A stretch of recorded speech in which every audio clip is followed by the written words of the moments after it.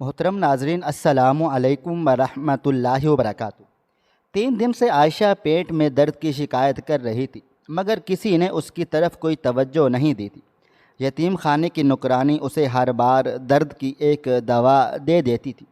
ایک دن گیٹ پر چوکیدار نہیں تھا۔ عائشہ چپکے سے یتیم خانے سے باہر نکل آئی، پیٹ پکڑے سیدھے ہسپتال پہنچ گئی۔ ڈاکٹر نے عائشہ کا چیک اپ کیا تو حیرت سے اس کا چہرہ دیکھنے لگی، اور پھر اسی شام یتیم خانے کے گیٹ پر پولیس کی گاڑی موجود تھی، اور ساتھ میں عائشہ اور وہ ڈاکٹر بھی تھی۔ عائشہ کی ہمت سے سالوں سے چلتے اور مکروہ دھندے کا پردہ فاش ہو چکا تھا، کیونکہ میں خاموشی سے ایک طرف بیٹھی تمام بچوں کو بغور دیکھ رہی تھی، لیکن ایسا لگ رہا تھا جیسے میرا پورا سر گھوم رہا ہو۔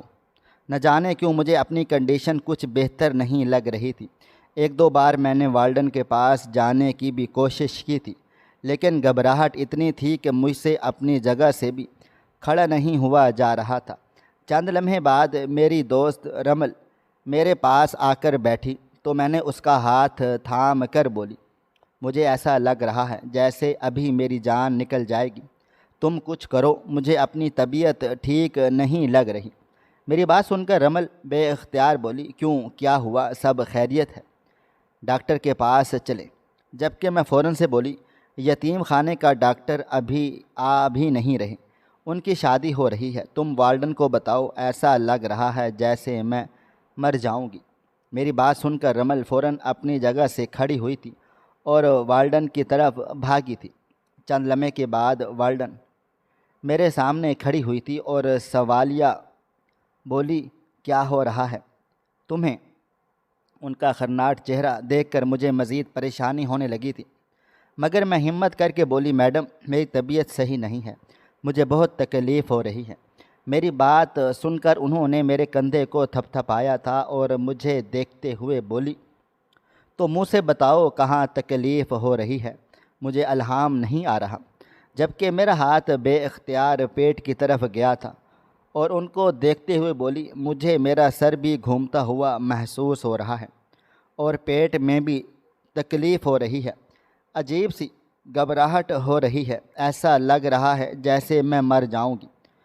میری بات سن کر وارڈن کھلکھلا کر ہنسی تھی اور مجھے دیکھتے ہوئے بولی، بہت بڑی ڈرامے باز لڑکی ہو تم، 100 ڈرامے باز مرے ہوں گے پھر تم جا کر پیدا ہوئی ہوگی۔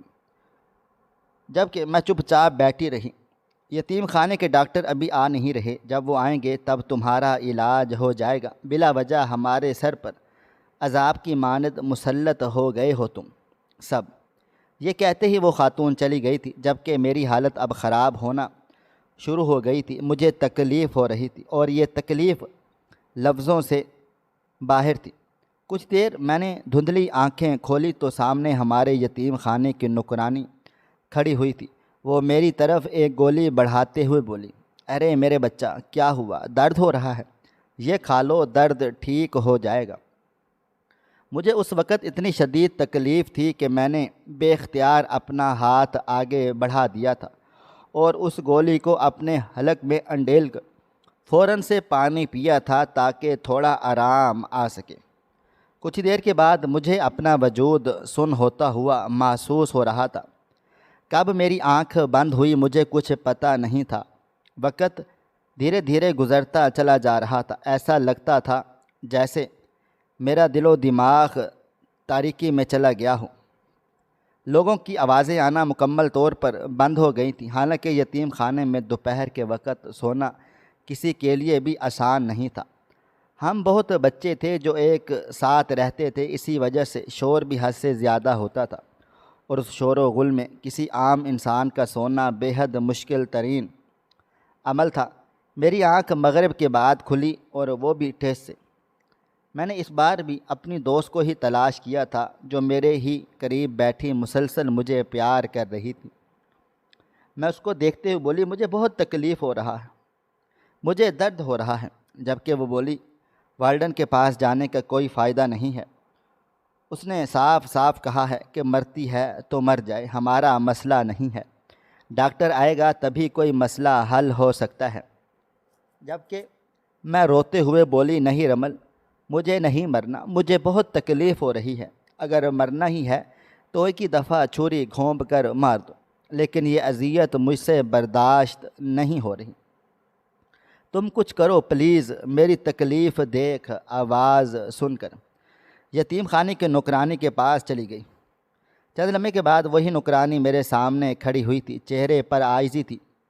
وہ میرا کندھا تھپ تھپاتے ہوئے بولی، نہ بچی، وہ گولی میں بار بار تمہیں نہیں دے سکتی، تمہیں تھوڑا برداشت کرنا ہوگا ورنہ تمہاری طبیعت مزید خراب ہو سکتی ہے۔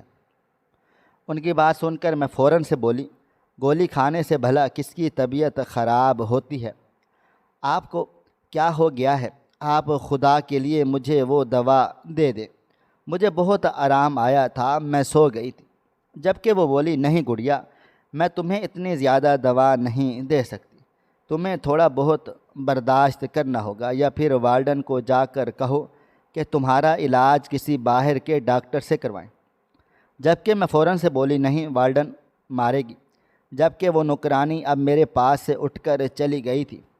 میری حالت اب مزید پیچیدہ ہوتی جا رہی تھی۔ مجھے یہاں پر 2 سال کی عمر میں لایا گیا تھا، جب سے ہی میری زندگی پرسکون ہو گئی تھی۔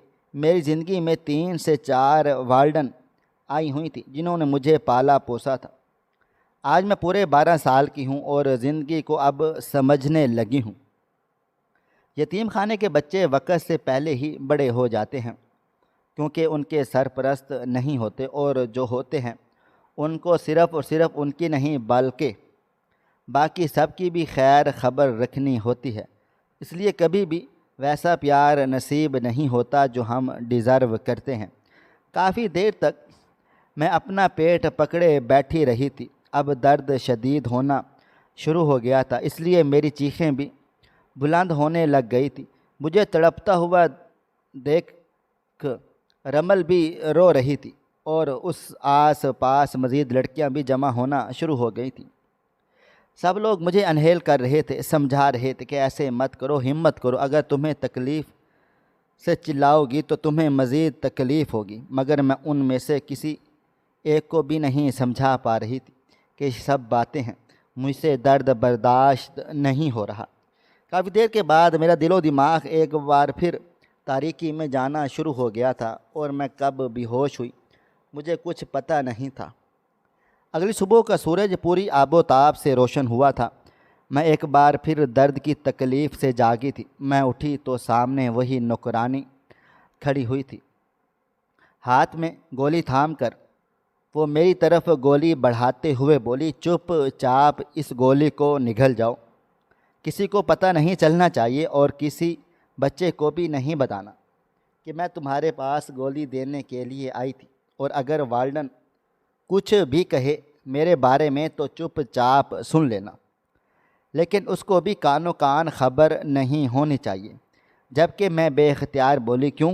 اس گولی میں ایسا بھی کیا ہے جو آپ سب سے چھپا رہی ہیں؟ میری بات سن کر اس کا چہرہ لمحے بھر کے لیے سناٹے میں آ گیا تھا۔ وہ مجھے دیکھتے ہوئے کچھ دیر کے بعد بولی، ایسا کچھ بھی نہیں ہے، لیکن میں تمہیں سمجھا رہی ہوں، فضول باتیں کرنے کی تمہیں ضرورت نہیں ہے، چپ چاپ اسے نگل جاؤ۔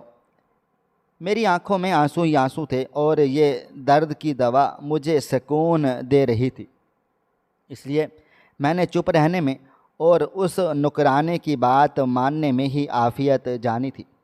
میں نے جلدی سے اس گولی کو اپنے حلق میں نگل لیا تھا۔ مجھے اب بھوک بھی ستانے لگ گئی تھی، مگر وہ عورت مجھے دیکھتے ہوئے بولی، ابھی تو تم نے گولی کھائی ہے، اور اب تم سکون کی نیند سو جاؤ گی، ابھی فی الحال کچھ بھی نہیں کھاؤ پیو۔ یہ کہتے ہی وہ عورت چلی گئی تھی۔ جبکہ میرا دل و دماغ اب تاریکی میں جانا شروع ہو گیا تھا۔ میری آنکھوں کے سامنے اندھیرا چھانے لگا تھا، اور میں گہری نیند سو گئی تھی۔ نہ جانے اس دعا میں کیسا نشہ تھا کہ مجھے کچھ پتہ ہی نہیں چلتا تھا، صرف حلق سے اتارنے کی دیر ہوتی تھی، اور میں کہاں گئی کہاں گری مجھے کچھ پتہ نہیں ہوتا تھا۔ کافی دیر تک میں سوتی رہی تھی، اور دوپہر 3 بجے کے بعد ایسا لگتا تھا جیسے کوئی مجھے لات مار کر اٹھا رہا ہے۔ میری آنکھ کھلی تو سامنے وارڈن کھڑی ہوئی تھی۔ وہ مجھے دیکھتے ہوئے بولی، سونے کے لیے تم نے بہت اچھا ڈرامہ رچایا ہوا ہے، چلو کھڑی ہو اور جا کر اپنے حصے کا کام کرو۔ یہاں پر کوئی تمہارا ملازم نہیں بیٹھا ہوا جو تمہارے حصے کی صفائیاں بھی کرے، اٹھو جلدی سے۔ جب کہ میں سر ہاں میں ہلا کر اٹھنے لگی تھی، جیسے ہی میں کھڑی ہوئی اتنی تکلیف دہ لہر میرے پورے وجود میں دوڑی تھی کہ میں چیخ مار کر زمین پر بے ہوش ہو گئی تھی۔ میرے منہ سے بے اختیار خون نکلنے لگ گیا تھا۔ یہ سب کیا ہو رہا تھا؟ مجھے کچھ بھی سمجھ نہیں آ رہا تھا۔ وارڈن بھی بھاگ کر میرے پاس آ گئی تھی اور بولی، کیا ہو رہا ہے؟ جاؤ واش روم۔ میں جب کہ مجھ سے اٹھا ہی نہیں جا رہا تھا، بھل بھل مجھے خون کی الٹی ہونا شروع ہو گئی تھی۔ تھوڑی دیر کے بعد جا کر وہ خون کی الٹی رکی تو میں ایک بار پھر بے ہوش ہو کر وہیں گر پڑی تھی۔ وارڈن نے نہ جانے کس کو بلایا تھا جو مجھے گود میں اٹھائے فوراً ڈاکٹر کے کلینک میں لے کر چلے گئے تھے۔ کچھ دیر کے بعد ایسا لگتا تھا جیسے کوئی میرے وجود سے کپڑا ہٹا کر میرا چیک اپ کر رہا ہو۔ میرا جسم بے شک سن ہو چکا تھا، لیکن اس وقت میرا دل و دماغ جاگ رہا تھا، اس لیے میرے ساتھ ہوتی ہوئی تمام کارروائی مجھے محسوس ہو رہی تھی۔ 2 سے 4 ہاتھ میرے وجود پر رینگ رہے تھے۔ نہ جانے کس طرح کا علاج تھا کہ کچھ دیر کے بعد مجھے ہوش آنا شروع ہو گیا تھا۔ میری آنکھ کھلی تو سامنے وارڈن اور 2 ڈاکٹر کھڑے ہوئے مسکرا رہے تھے۔ میں جیسے ہی اٹھ کر بیٹھی، ایک ڈاکٹر مجھے دیکھتے ہوئے بولا، اب آپ کیسا محسوس کر رہی ہیں؟ میں نے سر کو ہاں میں ہلا دیا تو وہ میرا کندھا تھپ تھپاتے ہوئے بولے، ڈرنے کی کوئی بات نہیں ہے، آپ نے کوئی غلط چیز کھا لی تھی جو آپ کے پیٹ میں درد کر رہی تھی، اسی وجہ سے آپ کو خون کی الٹی بھی ہوئی۔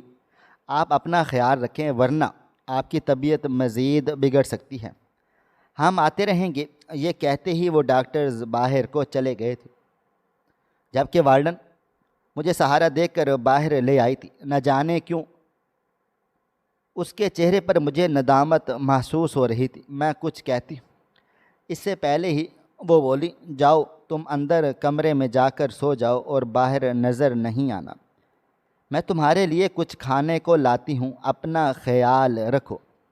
یہ کہتی ہی وارڈن میرے پاس سے چلی گئی تھی۔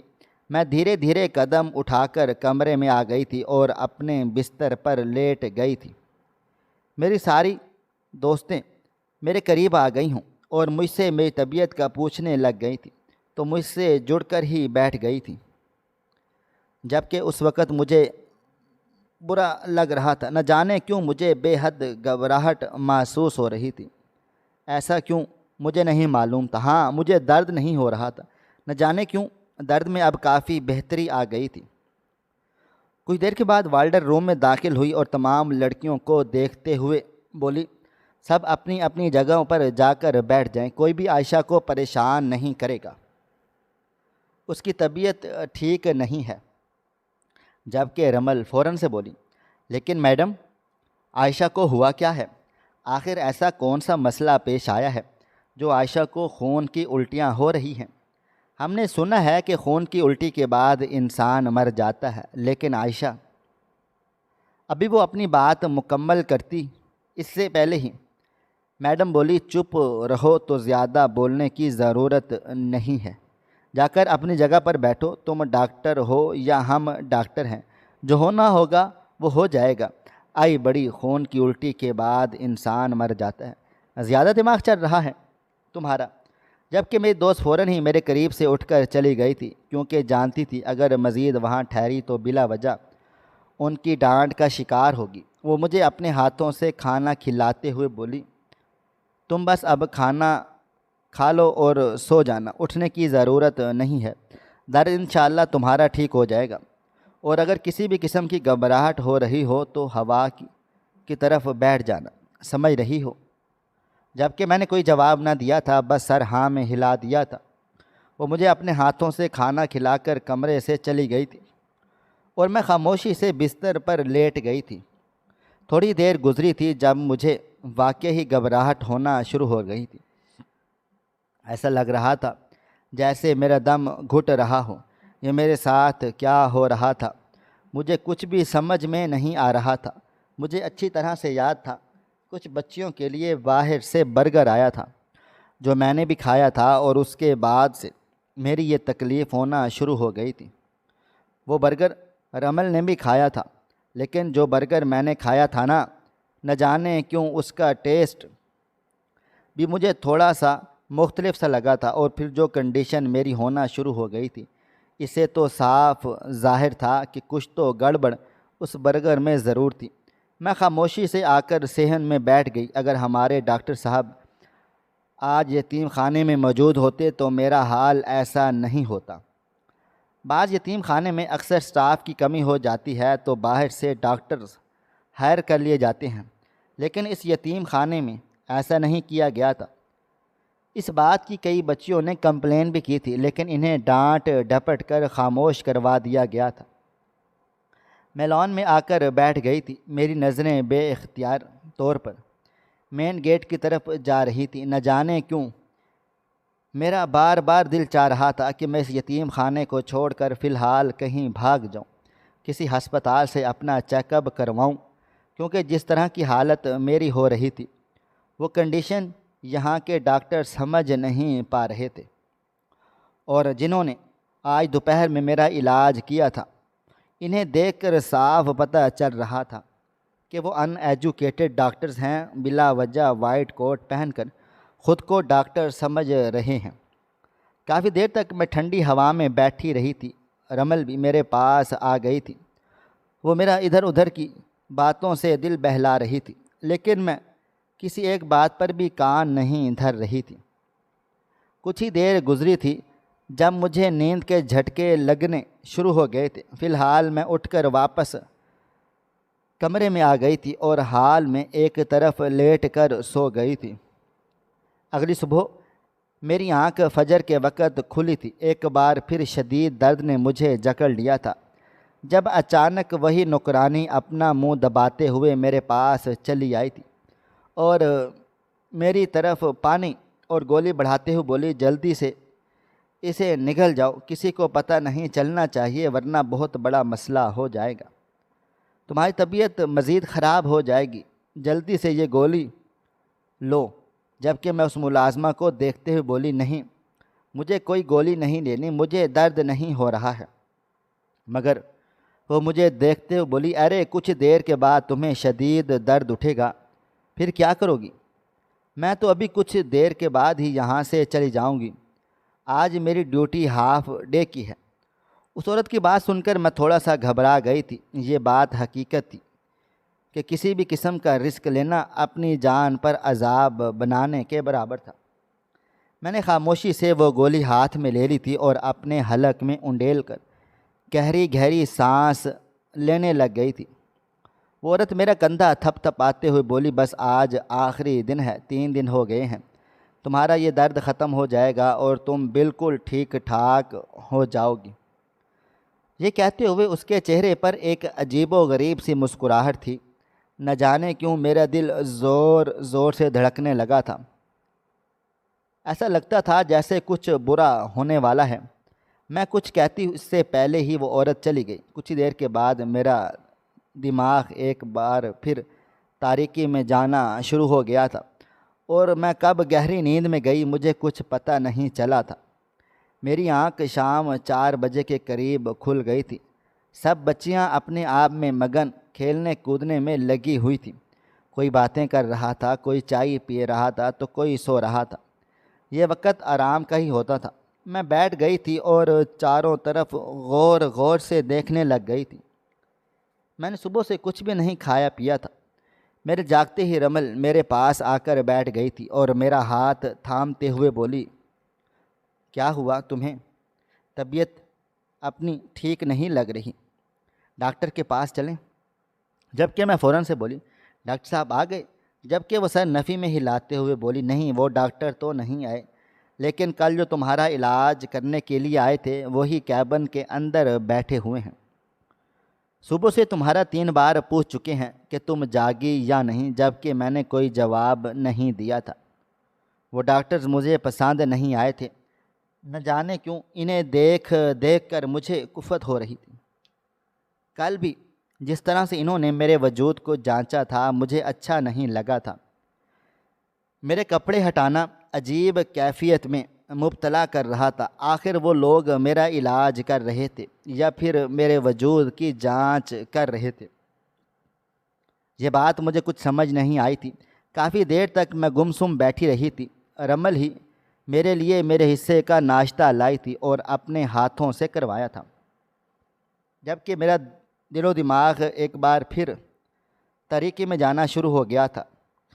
لیکن اب میں ہمت حوصلہ کر کے لان میں آ گئی تھی، کیونکہ مجھے ہلکا ہلکا درد شروع ہو چکا تھا۔ میری آنکھ بے اختیار دروازے کی طرف چلی گئی تھی۔ وہاں پر گارڈ موجود نہ تھا۔ شام کے 4 بجے کے وقت سب کا ٹی ٹائم ہوتا تھا۔ سب کے سب چائے کے لیے اپنے اپنے کوارٹر چلے جاتے تھے۔ میں بھی خاموشی سے قدم بقدم چلتی ہوئی دروازے کے پاس آ گئی تھی۔ چاروں طرف نظریں دوڑائیں تو ایک بھی گارڈ موجود نہ تھا، حالانکہ اس وقت 4 گارڈ ہونا لازم تھے۔ میں نے دروازہ دیکھا تو وہ بھی اتفاقی طور پر کھلا ہوا تھا۔ یقیناً کوئی گارڈ باہر بسکٹ لینے کے لیے چلا گیا ہوا ہو۔ میں نے ایک گہری سانس لی تھی۔ ایک بار پھر پلٹ کر میں نے اپنے یتیم خانے کو دیکھا تھا۔ دروازے کے پاس رمل بھی کھڑی مجھے پریشان نظروں سے دیکھ رہی تھی۔ میں نے دور سے اسے چپ رہنے کا اشارہ کر دیا تھا اور خاموشی سے باہر کو آ گئی تھی۔ مجھے اب درد تیز ہونا شروع ہو چکا تھا۔ یقیناً میری طبیعت اب خراب ہو رہی تھی۔ مجھے نہیں معلوم تھا مجھے کہاں پہ جانا ہے، لیکن ایک دفعہ ایک بڑے صاحب آئے تھے جو کافی بچیوں کو لے کر پارک چلے گئے تھے۔ میں اسی سمت چلنا شروع ہو گئی تھی۔ اللہ تعالیٰ نے میری میموری کافی شارپ بنائی ہوئی تھی، اس لیے میں بھولی نہیں تھی۔ کافی دور آ جانے کے بعد میں نے خاتون سے ہسپتال کا راستہ پوچھا تھا۔ اس نے میری طرف حیران ہو کر دیکھا تھا، کیونکہ میں صاف ستھرے کپڑے اور اچھی چپل میں تھی۔ وہ مجھے دیکھتے ہوئے بولی، بچی آپ کون ہو؟ جبکہ میں نے انہیں دھیرے دھیرے خود پر بیتی ہوئی تمام داستان بتا دی تھی کہ میں ایک یتیم خانے کی لڑکی ہوں۔ وہاں پر مجھے پیٹ میں کافی درد ہو رہا تھا، لیکن وہاں میرا علاج ٹھیک طرح سے نہیں ہو رہا تھا اور مجھے وہ سب مشکوک لگ رہے ہیں۔ اس لیے میں خاموشی سے باہر آ گئی اور اب ہسپتال کا راستہ تلاش کر رہی ہوں۔ کیا آپ میری مدد کر سکتی ہیں؟ جبکہ وہ عورت مجھے دیکھتے ہوئے بولی، بیٹا میں آپ کو واپس آپ کے یتیم خانے چھوڑ آتی ہوں۔ آپ کے عملے والے آپ کا علاج کروائیں گے اور آپ کے لیے میں شکایت بھی کروں گی وہاں پر۔ جبکہ میں سر نفی میں ہلاتے ہوئے بولی، ابھی فی الحال مجھے آپ ہسپتال پہنچا دیں، میں آپ کی ہمیشہ شکر گزار رہوں گی۔ وہاں جا کر ہی میرا علاج معالجہ ہوگا، کیونکہ یتیم خانے والے مجھے کافی مشکوک لگ رہے ہیں۔ میری جان کو خطرہ محسوس ہو رہا ہے۔ کل مجھے خون کی الٹیاں بھی ہوئی تھیں، لیکن ان لوگوں کو کوئی فرق نہیں پڑا۔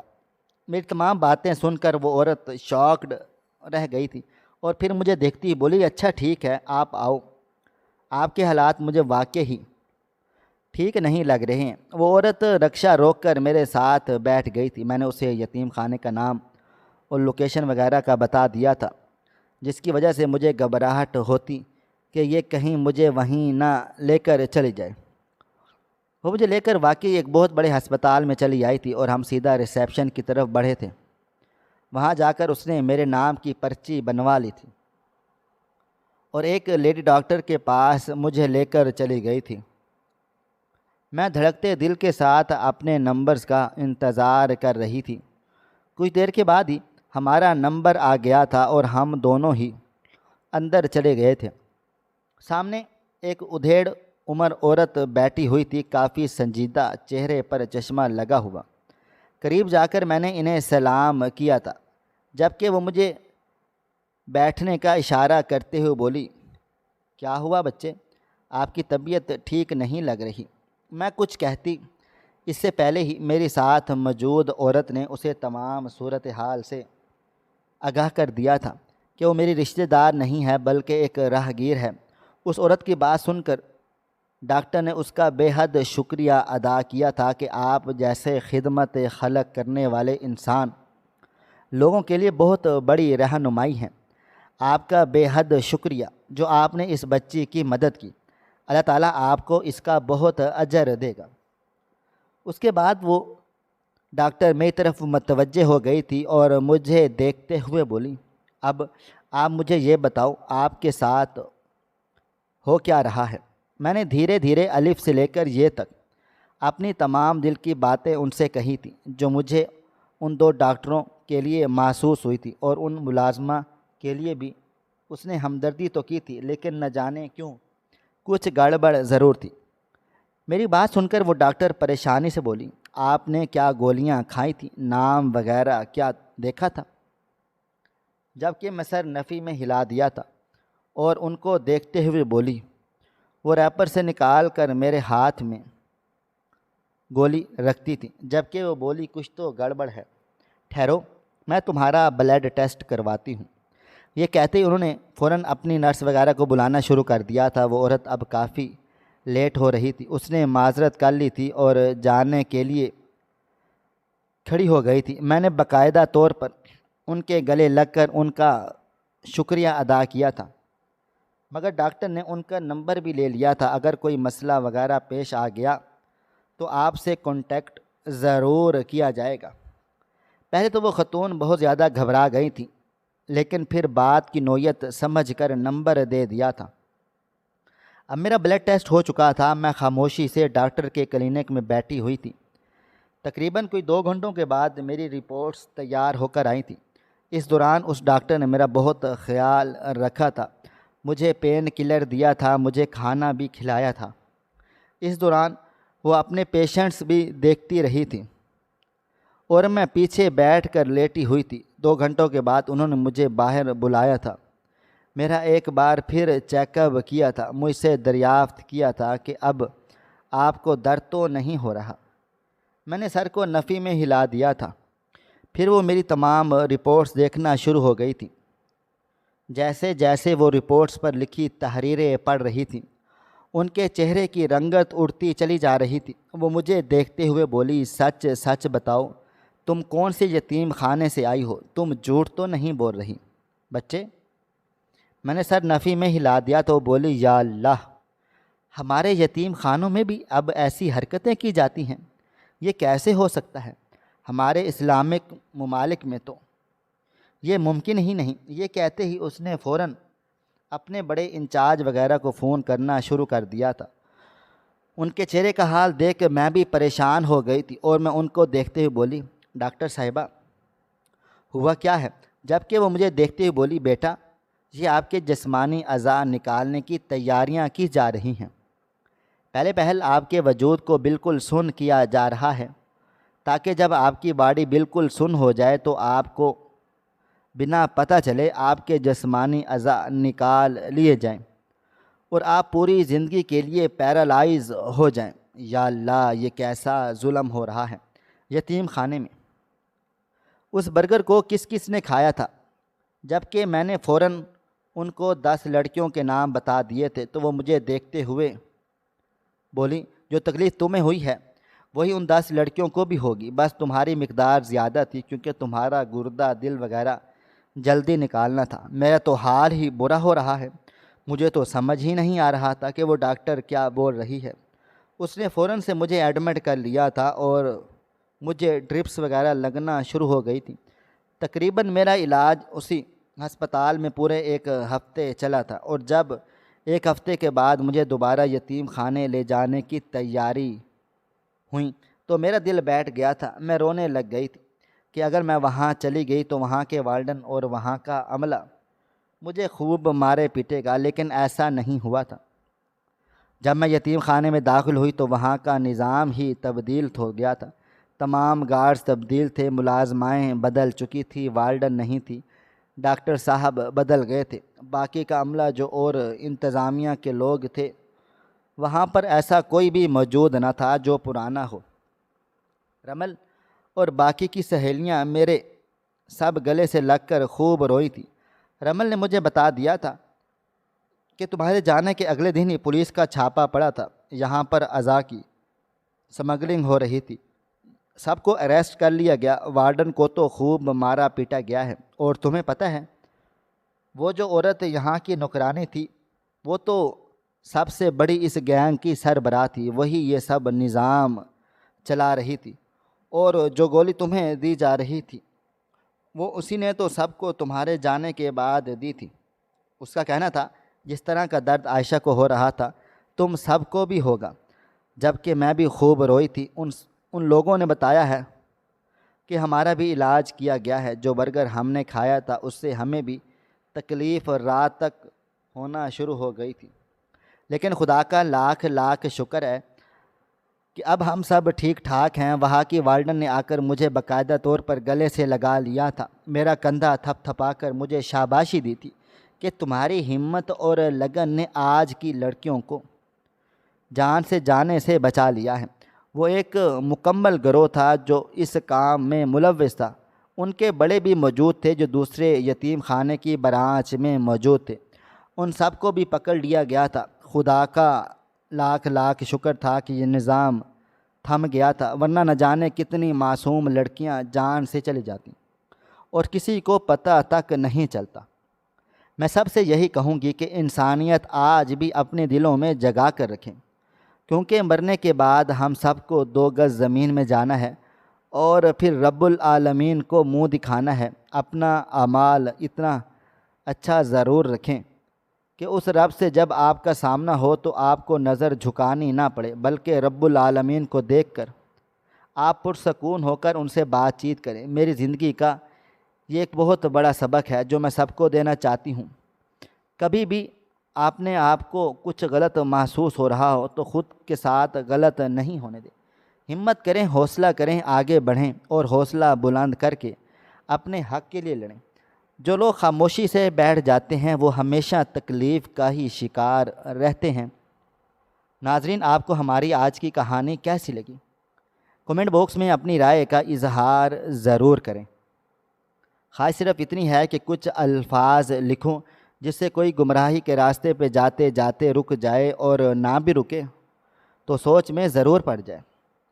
پیارے دوستو، امید کرتا ہوں کہ آپ کو یہ ہماری کہانی پسند آئی ہوگی۔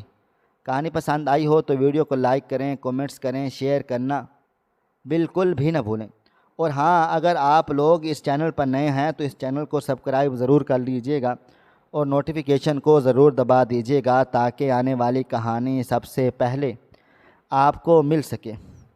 ملتے ہیں کل ایک نئی اور دلچسپ کہانی کے ساتھ، تب تک اپنا ڈھیر سارا خیال رکھیے گا۔ اللہ حافظ۔